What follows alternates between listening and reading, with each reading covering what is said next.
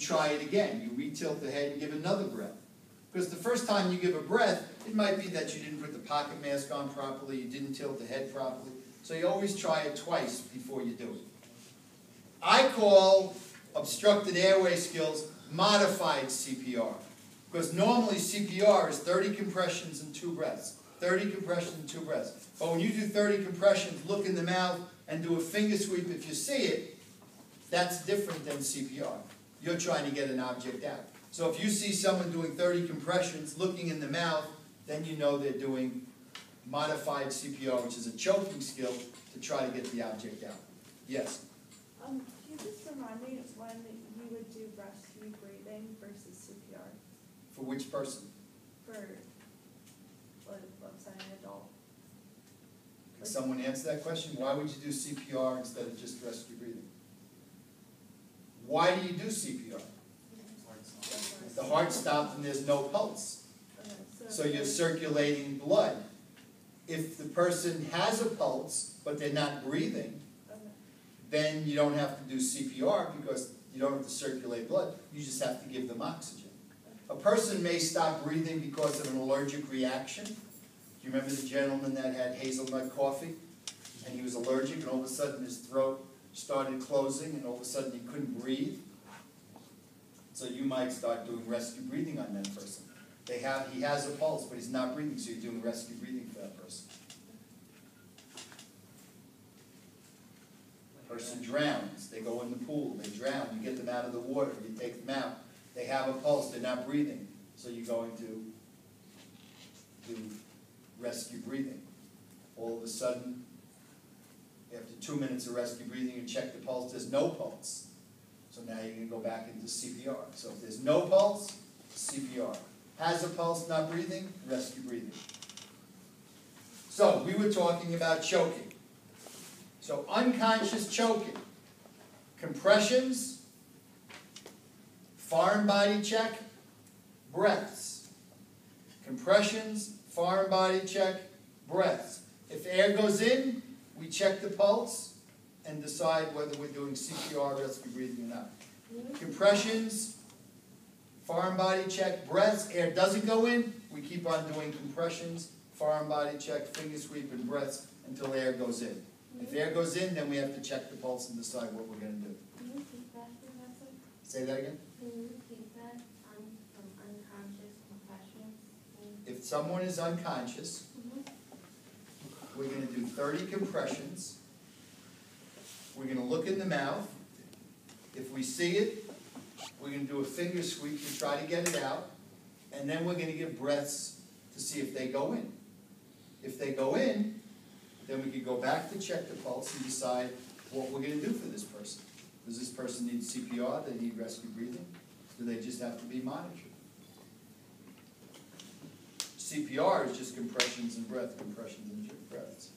But if we can't get air in, we're trying to force the object out. And let me mention something. An object may never come out, but yet we might be able to get air in. If I do 30 compressions, don't see anything, and then I give 2 breaths and air goes in, what do you think probably happened? Maybe it shifted. The object probably shifted, it probably moved enough where I can get air in. So I don't worry about the object.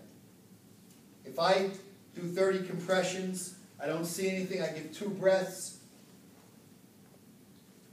air goes in. Now I can do CPR, I can do rescue breathing. I don't keep on trying to get an object out. If it comes out, that's great. Sometimes you do 30 compressions, you see something, you get it out, you give 2 breaths, but the air doesn't go in. How did that happen? You got it out, you got the object out, but you still can't get air in. That may not have been the object. Maybe they were chewing and they had a little toy in their mouth and they swallowed it and the food came out and you got some food out, but yet something is blocking it. So whether you get an object out or not doesn't mean that everything's going to be fine. And if you don't get any object out, the person may get air in and they may be able to breathe.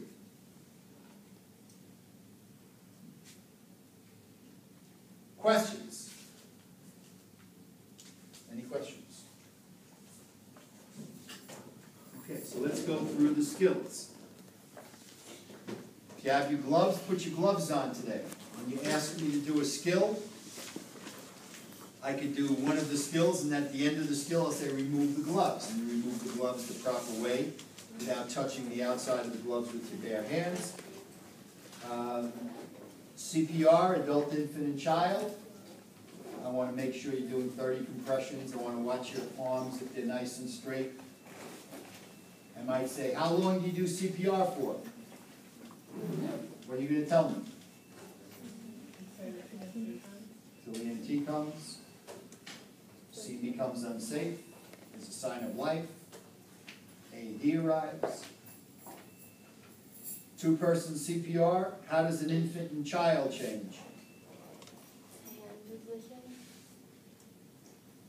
Two-person CPR, the ratio becomes 15-2 with the child and an infant. And a hand placement.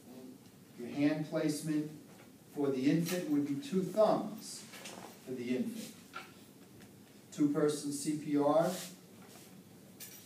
is 30-2 only for the adult, 15-2 for the child and the infant. AED, what's the second thing you do when the AED arrives? What's the second thing you do? Put the pads on. Attach the pads. The first one is to turn it on, attach the pads, plug it in, and let it analyze. Rescue breathing, we talked about, you do it for 2 minutes. Conscious choking adult. Unconscious choking infant. Professor, Yes. when I went through the book, we kept talking about PPE being stuck, I'm assuming that we're supposed to always carry our equipment with us, because we can't leave the scene, correct? Yes. Because. But it's always possible that you don't have them with you and you might have to leave the scene. You know, your gloves might be over there, or there might be, somewhere, so.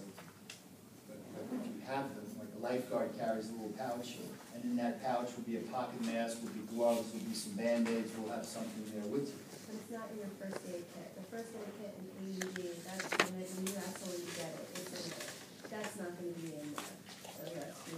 It may be, like our AEDs here, we went to get an AED. Let's say you're not working, so therefore you're not gonna have a pocket mask, you're not gonna have anything with you.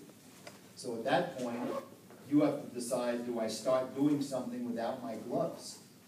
Or do I say, what do I do if I don't have gloves? I probably would tap the person even though I didn't have gloves. I'd make sure I'd wash my hands, with soap and water, disinfect and do something after I finished. As soon as the AED arrived, now I could start putting on the gloves and do the thing. So we're teaching you that you're in the workplace and you have all this equipment with you from the start. But in reality, you may not have it. About 1.5 years ago, I did CPR to someone in a restaurant. I didn't have gloves, I didn't have my pocket mask. What am I gonna do? Am I gonna just watch and not do anything and not say anyone that I'm certified, or I'm gonna do anything? So I ended up not having gloves with me, because normally when I go to a restaurant, I don't bring all my equipment with me. I'm not a paramedic, I'm not an EMT, I don't take a bag with everything with me. So I wasn't at work. So I'm tapping and shouting. I had to do rescue breathing, and I put my mouth on the victim's mouth. I pinched the nose, put my mouth on the mouth, and I started doing breaths. Then a woman came, identified, she was a nurse, she said, do you want me to help, do you need help? And I knew that she probably didn't want to put her mouth on the person, I already started, so I said, take over compressions. So she started doing compressions, and I started doing breaths. And then when the paramedics and EMTs got there, they took over, and they put a tube down the person's mouth, they attached a bag to it, they started doing compressions, and every 6 to 8 seconds they were squeezing a bag. And then they got the person, they put them in an ambulance and took them to Phelps Hospital in Tarrytown. So sometimes you may not have equipment with you, and you have to make that decision. Some people, on a stranger, if you're not at work, may not want to do that. And in your book it talks about, if you don't want to do it, do hands-only CPR. Just do compressions. There's probably enough oxygen in their chest and their lungs and in their blood that if you just do compressions, that will circulate some oxygen if you don't want to do rescue breathing. But again, if you don't have your gloves, are you going to touch the victim? Well, If I'm touching the person on the chest, they're not bleeding, there's no blood, there's no saliva, they're not vomiting, you know, everything would be by the mouth. So you just have to make those decisions. But we're teaching it based on the fact that you told me you were criminal justice, you were, you know, a respiratory therapist, you were nursing, you were early childhood, and you would have that equipment readily available. So if you were a teacher in a daycare center, I would assume that you wouldn't have the first aid kit down the hall, you'd probably have one right there with you that you have all this equipment. Our AEDs, by the way, when you bring them, they'll have pocket masks, adult and child. They'll have a razor inside in case you have to shave the person's chest. Did Professor Letterman talk about that? There will be a couple of sets of pads if you need different size pads. Maybe you need pediatric pads, smaller pads. So there'll be things in that, not even in the first aid kit, in the AED kit that you bring. Now the other thing is, and I'm sure Professor Letterman showed you on the video, someone might have a defibrillator or a pacemaker. So if you see a bump on their chest, you don't want to put the pad right over the bump, you move it to the left or to the right. If you open the chest up and you cut the shirt out and you see a pad, maybe a medication patch, with your gloved hands, you peel the patch off, dry the area down, and then put the pad on top of that. So those are some of the things that you should have seen on the video when you did that. Okay, now, the remainder of the class time, you could take a break first and go down if you want to use the restrooms or get a drink or something.